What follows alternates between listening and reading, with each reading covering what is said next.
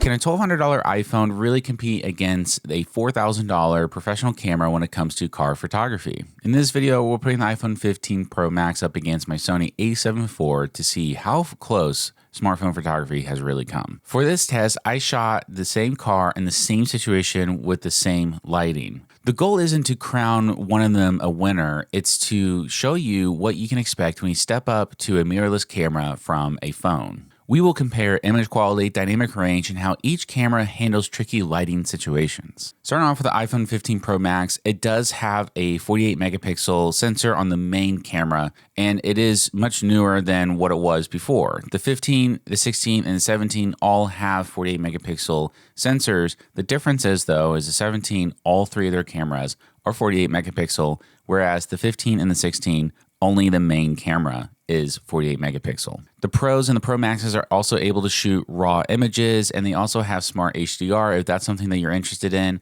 but this thing packs a serious punch for a camera that fits in your pocket. This is a great option for those who are casual shooters or semi-pro shooters, and they just want to get their feet wet when it comes to photography. It nails exposure pretty much all the time, has great contrast and colors. If you do opt in for the raw option, all your colors are going to be flat and you do have to edit them, but that gives you that more professional look. There are some limitations on these cameras though when it comes to dynamic range and depth of field, because with a traditional lens camera, you have the ability to create what's called depth of field, where the background's a little bit more blurry, and your dynamic range, depending on your sensor and also depending on the aperture settings on your lens, it does create a lot better low light performance. iPhones do have a pretty decent ability in low light performance, especially with the newer models, but there is still something that the mirrorless cameras have an upper advantage to, and that's going to be the depth of field. So right now I'm shooting at f2.8 on this camera, and if you want to get anything like that on the iPhone,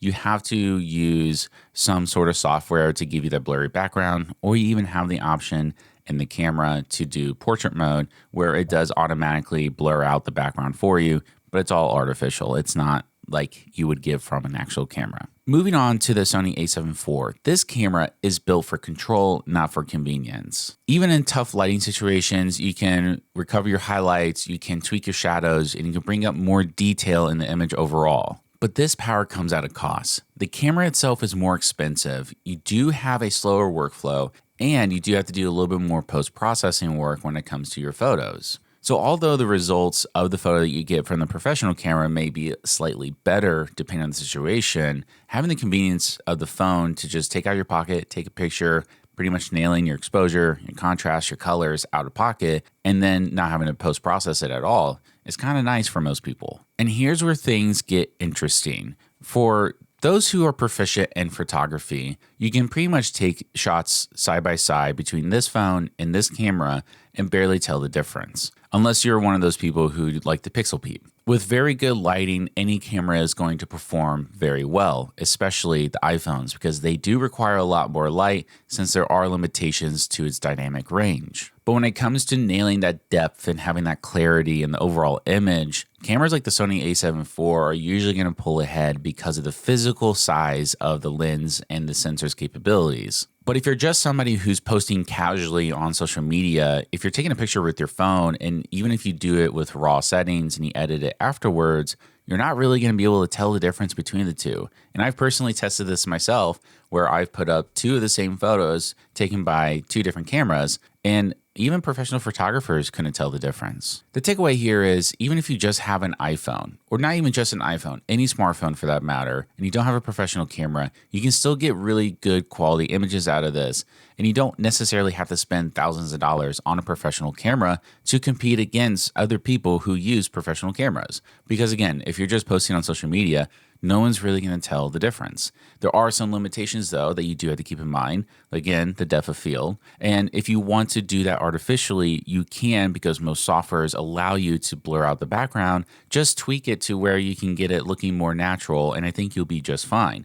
But when it comes to convenience and ease of use, having this phone in your pocket is a game changer. And you don't even have to shoot in raw photo anymore. You can just shoot regular JPEG photos and post them online, and you pretty much get the job done. but it does come down to your expertise and your lighting, your composition, and other things like that, which if you haven't watched any of those videos about iPhones specifically, I'll have the playlist link down in the description below for you to go check it out, because I do talk through the fundamentals of your lighting, your composition, and even your editing when it comes to iPhone photography. So the gear itself is not going to make you a professional photographer. How you use your gear is going to. There's plenty of videos out there where people pin a phone against a camera, but they give the professional camera to beginner and the iPhone to a professional. And in majority of those videos, you're going to see that the professional with an iPhone does have an edge against the person who has a professional camera, but very little to no experience.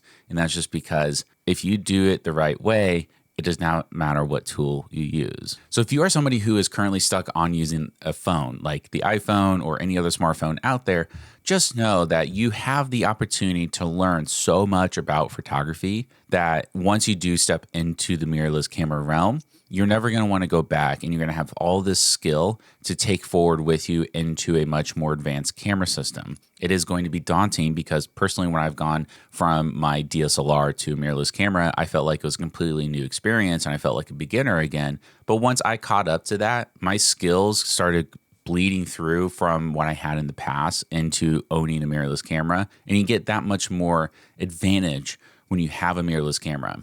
You do have a more professional look. You do have things like depth of field. You do have opportunities like using different lenses and fantastic filters. You can get filters for the iPhone. Again, I'll have a video about that in the description, but there are still physical limitations when it comes to the actual lenses themselves. So don't be discouraged if you are using a phone right now to do your photography, especially car photography, because a lot of people just take their phones out and take pictures of cars when they're at car events, or maybe they're going on a drive and they're like, oh, this spot looks cool. Let's just stop and take a picture. It is not uncommon for people to take pictures of cars with their phones. What is uncommon is for some people to rig up their phone to take professional looking photos for paid work. That is a little bit less common, but that doesn't mean you can't do it. It's just a matter of knowing what to do with the gear that you have. Hopefully you enjoyed this comparison between the iPhone and the Sony a7 IV. If you did, let me know in the comments down below what your thoughts are on this comparison. Also, if you got value out of this, be sure to leave a like down below. If you're new here, consider subscribing.